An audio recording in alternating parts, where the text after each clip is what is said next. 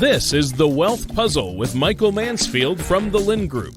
When a part of your financial strategy is out of tune, your long-term goals, your retirement savings, and your legacy can all suffer. With many years of experience in the financial industry, Michael provides his clients and prospects with the information they need regarding Social Security, retirement income planning, wealth management, and much more. Listen in as we address your financial concerns and provide helpful solutions to put you on the path to achieving your retirement goals. And now, here is The Wealth Puzzle with Michael Mansfield.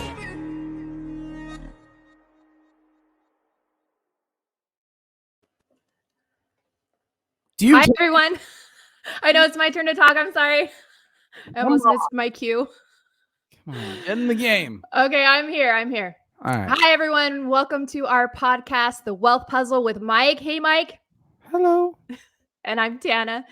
Here at the Lynn Group, we work closely with our clients on retirement income plans. We take into consideration a lot of detail into tax planning, retirement income planning, Social Security timing, tax planning, and we really love what we do. So that is fact. But our show today, we hope you enjoy it. We're going to be giving you an overall update on the market and hopefully get to show you some of the positives that we're seeing. So, you know, it's funny. Another thing I want to point out, so we do these shows. We try to do them every week. Sometimes it's every other week, but we try to do them every week. Depends on the season of what's going on. Right. And, but then occasionally, like once every 3 weeks, we'll send out an email to our email base so that people, just kind of say, hey, the video's out. But I don't send them every week, because I don't want to be that guy that like email bombs everybody. Yeah, right. You're like another one. You'd be shocked at lately how many responses I've gotten of like, oh, hey, thanks for sending me the email. It's funny you call these weekly videos, but you only do them like once a month. I'm like, what? No, we do them all the time. You gotta go to YouTube, Rumble, your podcast thing. You gotta find it and listen to it. I just didn't want to be the guy, but now I'm feeling we need to be. We're gonna do it. Yeah, we're gonna start. Weekly email bombs. Great idea. Bug you because nobody believes us that we do this. Hey, I have a question for you. I went to a workshop this weekend, and just to kind of get the crowd going and thinking and talking and interacting and warmed up. They asked a question which I thought was interesting. So I'm curious what your answer would be. So if you had to pick, would you rather have a housekeeper, a chauffeur, personal trainer, or a chef? Now, when you already have all of those things, where do you is it? No is fair. It like, who would you want to eliminate? Or that would be my initial all problem. Of those things? That's terrible. That's what my wife. No, that's even worse. Oh my gosh. No. Good news is she doesn't watch our show. I love it. She's amazing, by the way. But people that watch the show that know her do. So I'm sure that one way or another, I'll hear about that. So what was it? Okay, it was house cleaner, chef, chauffeur, physical trainer, or driver. Personal trainer. Yeah. That's interesting. Definitely not a chauffeur. I get car sick quick when I'm not the driver. So the idea of being driven is not. And you like to be in charge. I know it. I like driving the car. Yeah. Not surprised. That's a tough one. The little monkeys make a big mess at the house. So cleaning is good. You have such cute girls. Oh, they're amazing. Of all funny things. So I go to the gym in the morning and work out. It looks like it in this sleek black top. No. My round head, a double chin. I might at the moment lean for a personal trainer, ironically. Okay. And the only reason I say that is I actually had that thought this morning. I was sitting there on the stair stepper, and in front of me is like this coned off area where only the trainers can go. And there's some guy working out with a lady, and I thought, I wonder if I ever had any money. Maybe I'd get a personal trainer. Maybe that would help me get to my goals. Now to throw a caveat on there, everybody, I used to be a personal trainer. Yes. This was a long time ago. This was 20 years ago when I got out of the military. It was a brief thing. But what I learned about personal trainers is most of them have no clue what they're doing because they hired me. So, it would be, you'd have to find the right one. Yeah, definitely. And I don't want some big meathead guy. I ain't trying to get all big and meatheady. I just want to be healthy and in better shape. And that makes sense. Be able to, if I get healthy, my hair will start growing. Possibly, I don't know those things. That'd be so awesome. So when you were at this, did you actually meet Tony Robbins while you were there? No, it was not Tony Robbins. Nice try. And this was recommended by your therapist? No, I don't have a therapist. Nice try. Now I can see why it's good if everyone just listens to this once every 3 weeks. You really don't need it every week. Right? No. All right, so let's see a couple themes. Down to business. Couple themes. Well, theme 1. So far, a few weeks back, for the 12 people that watched it, because we didn't send out an email on it probably. By the invasion, remember that? That's still holding true at the moment, right? Ironically, if you look at where the invasion started, the market moved sideways for a handful of weeks, and then it's been grinding higher for the last 2 weeks. So far, so good. I probably shouldn't have said that out loud. Yeah. The market will implode tomorrow because I said that. It was bad karma. So anyways, interesting so far. Market's been coming back, obviously, for a lot of different reasons. The one thing that Tana and I are always reinforcing is you have to try to look through the emotional chaos to what the economic data, the information is. And the reality is behind the scenes, economics are still working good here. Let me plop something on the screen real quick. I know you had articles to get to, Tana. Yeah. And I also know that I've been threatened by our clients to let you talk more. And here I am plowing through, but no, this is good. I don't care. This is good. I saw this high frequency data. Now, this is a week old, so it's not the newest. And actually, ironically, the newest is even better, but it was visual. So what I saw here, though, was initial jobless claims. So that's people that are new people that are going out and filing for unemployment. As of March 18th, it was 187,000. I don't remember what the number was last week. It was like maybe 160 or something. But all I know is last week was a 52-year low. Wow. But forget that. Let's talk about the one right before it, the 187 number. They also put on this chart, they put the 2019 levels. The reason they put that is this is supposed to be this thought about pre-COVID, post-COVID, pre-COVID, post-COVID, what's going on in the world, right? Because COVID hits, they shut down the economy, everybody went on unemployment, chaos, chaos, chaos. And so we're currently at this 187,000 people filing for new jobs. That's, remember, out of 330 million. She's almost said billion. I'm like, that's a lot. That's a lot. That's a lot. We're all standing shoulder to shoulder. I was at Disneyland, so maybe it felt like there was 30 billion people in the U.S. I was at Disneyland last week, and I'm like, dude, it is insanely busy here, right? Insane. I'm like, this stinks. Anyways, I come home. I'm sitting here in the office watching the news, and it's like, Disneyland just recorded their busiest week ever. I'm like, you picked it? Yeah, figures I'm the sucker. You know what else is weird about that, though, Tana? Is my brother who lives in Utah randomly went to Disneyland the same exact day. Shut up. Yeah, we were like both on the way there. I'm like, hey, what are you doing? I'm going to Disneyland. And he's like, what? I'm going to Disneyland. I'm like, that is crazy. Yeah, so did you guys see each other? Yeah, for a minute, but it was too hard because there's too many people there. Right. So anyways, that's cool. You compare that to the 2019 levels of initial jobless claims at over 200,000. So we have less people filing for unemployment since, COVID has started. That's phenomenal news. Then line number 2 is continuing jobless claims. These are folks that continue to be on unemployment, not the new ones signing up. You see, we're at 1.3 million when pre-COVID we were at 1.7 million. This is a tight labor market. There's still a boatload of outstanding jobs, 11 million outstanding jobs in the United States right now. There's people that are quitting constantly. There's people that are getting new jobs constantly. Everything is swirling around. News. Yeah. If people are working, people are making money, people feel a little more confident. People then go to Walmart and buy something. And guess what? Stock market goes up. Yeah. Period. If everyone goes to Walmart, stock market will go up. So everyone that listens to this, go to Walmart today. Stock market will go up. Oh dear. If y'all just commit. Okay. What do you got, Tana? I'm done. I'm going back under the desk. That's great news. And I've even read somewhere that people are experiencing an increase in their income. I keep holding the microphone today. I don't know payroll is increasing, which is great. Yeah. So now the problem is it's math, and the problem is what is the payroll increase versus inflation? So what's that real increase? And so that's its own issue. Right. But the reality is we're probably mathematically sitting a month or two away from the peak of inflation for the moment.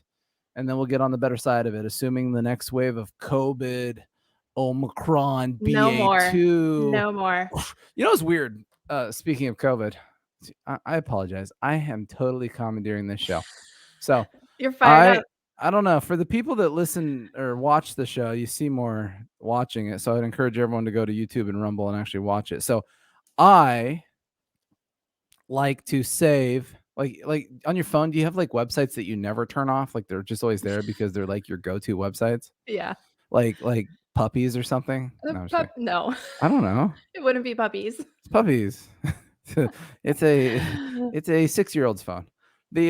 So I am on the CDC website.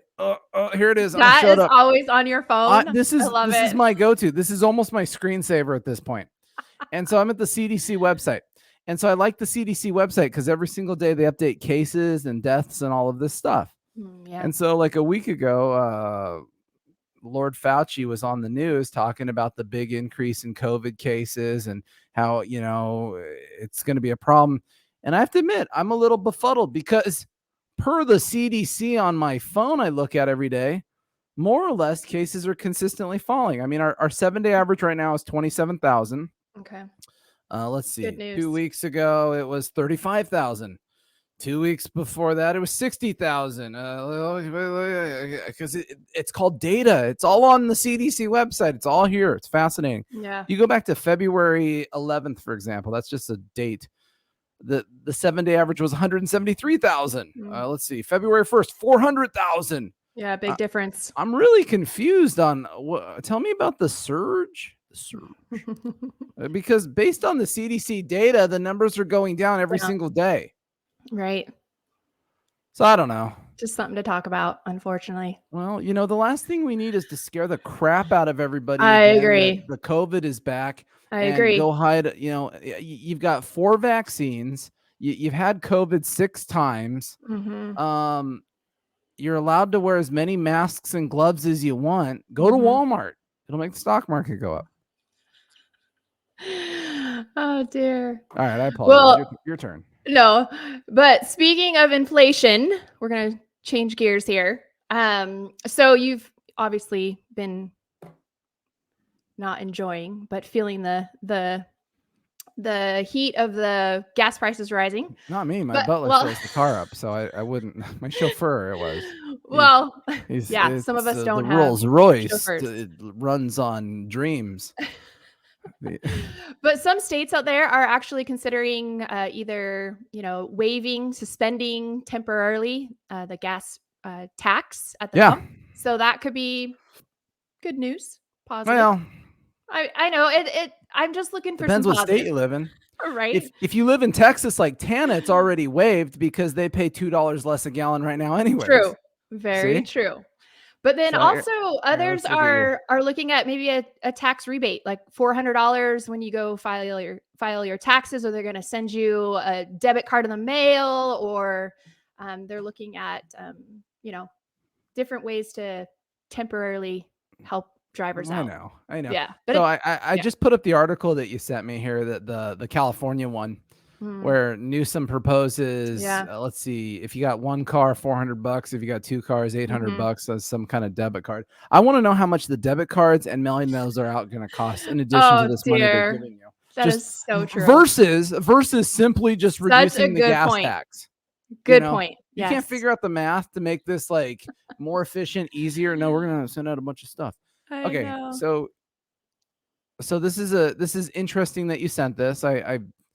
I thought it was funny, kind of, because I'll bet you $400 in gas credits that they'll all mail to every car in California. So that means that all the Teslas and everybody, if you got a plug-in hybrid that'll go 50 miles without using gas, you're getting gas credits. Yeah. This stuff is such a mess. Yeah. Let me digress on this though for a second. I don't know if that was the right word. Could be.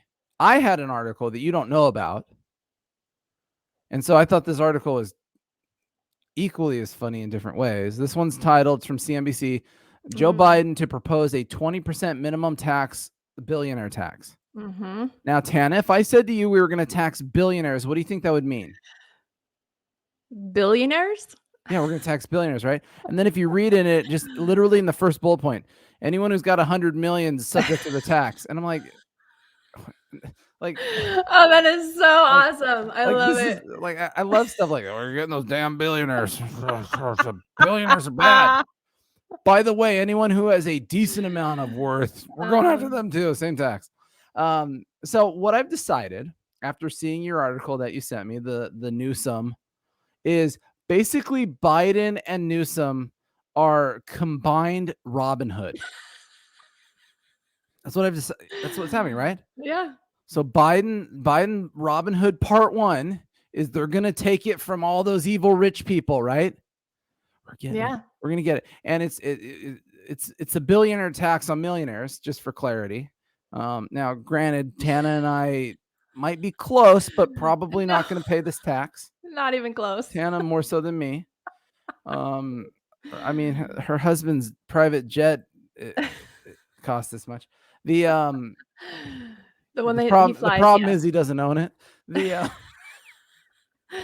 Very true. And then Robin Hood number 2, so his other alter ego Newsom, is going to give it to the needy. And this is this is awesome. This is why I signed up for America, because it all makes a whole lot of sense. So true. Well said. Just the glut in the system. It is so crazy. It is so confusing. Right. I mean, when they were sending out stimulus checks last year, they were sending them to dead people. And so Tana and I had multiple people that walked in our office that said, "Hey, I got this stimulus check.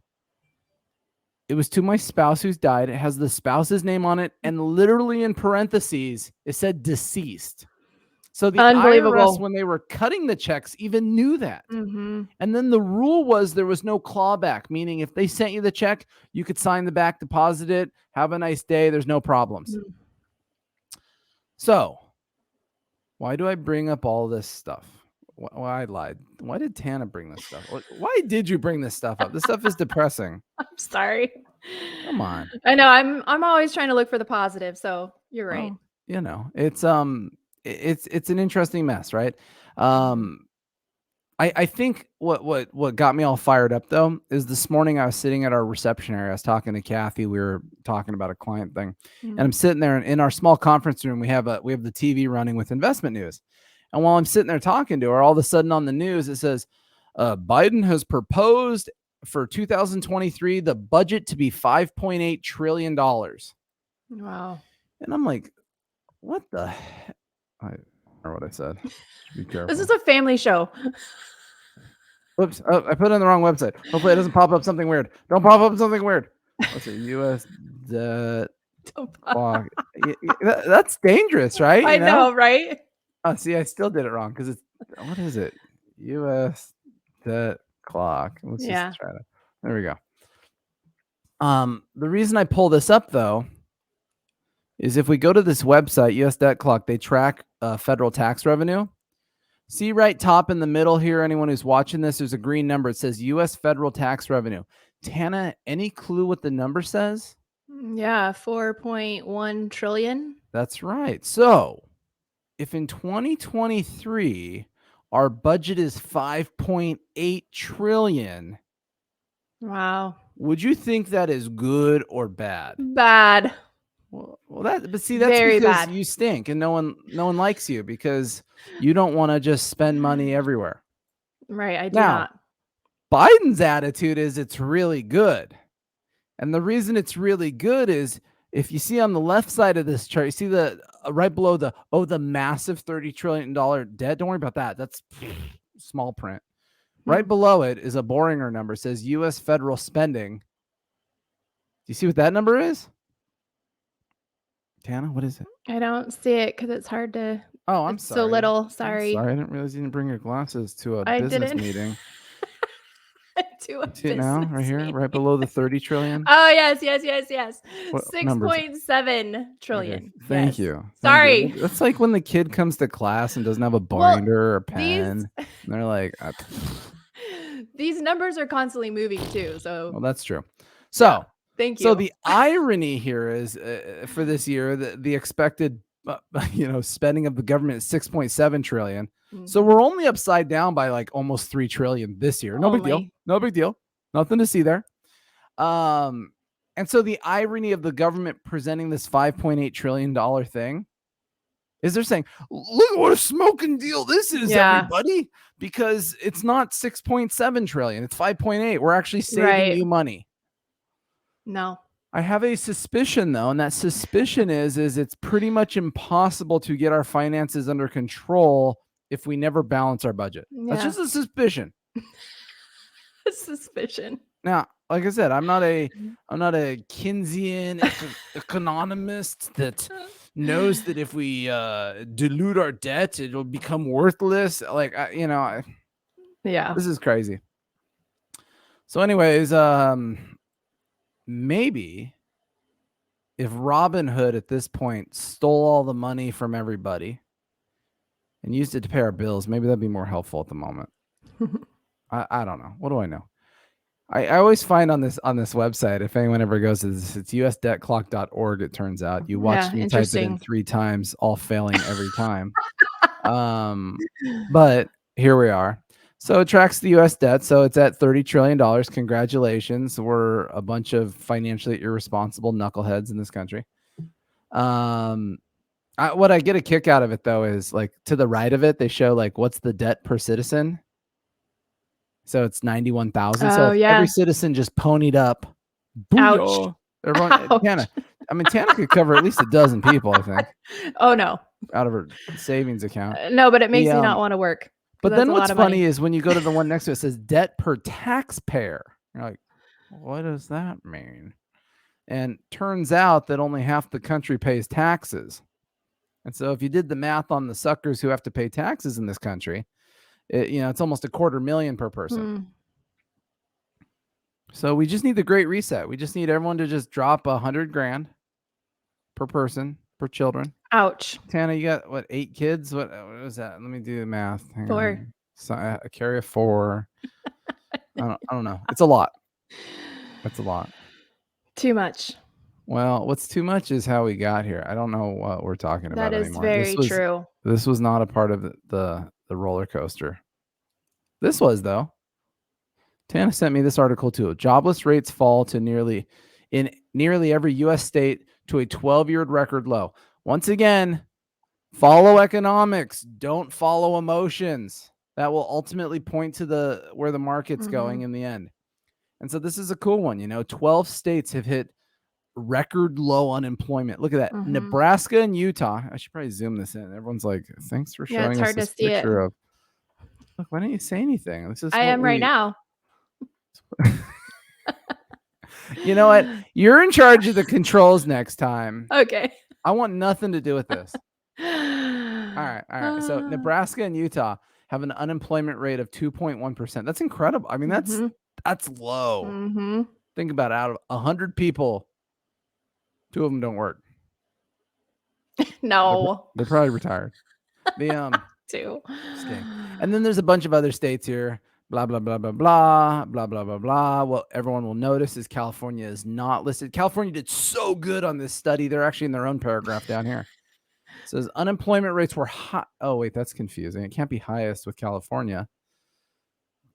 I thought this is the land of milk and honey or something? That's a thing. What is that? Is that from the That's in the Old Testament. Oh, okay.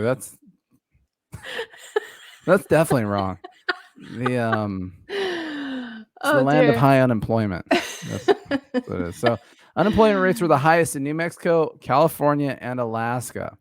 So California was a funny one, though. It had it came down quite a bit last year, but still has a 5.4% unemployment rate, which is well above the national average. National average right now, I think, is about 3.8%. But I bet that has nothing to do with COVID policies. Probably has not. Don't even think that if you're watching this and you're suspicious, do not think it would have anything to do with COVID policies. Do not think it would have anything to do with the highest gas in the country. That's right, folks. Our gas is cheaper in Hawaii, and it has to get there on a submarine. A sub. So. Oh dear. All right, Tana. What have we learned? We need to do like a new like wrap up segment. Little summary. Did we learn anything? I don't know. I think it was really good. It was good something. Stuff. That's for sure. So what we'll do, like I said, we do these shows all the time. So if you're not getting weekly emails, which we'll probably try to start doing, try to think about the show. Try to log in and check out your podcast, check out your YouTube, whatever, Rumble, and check this stuff out.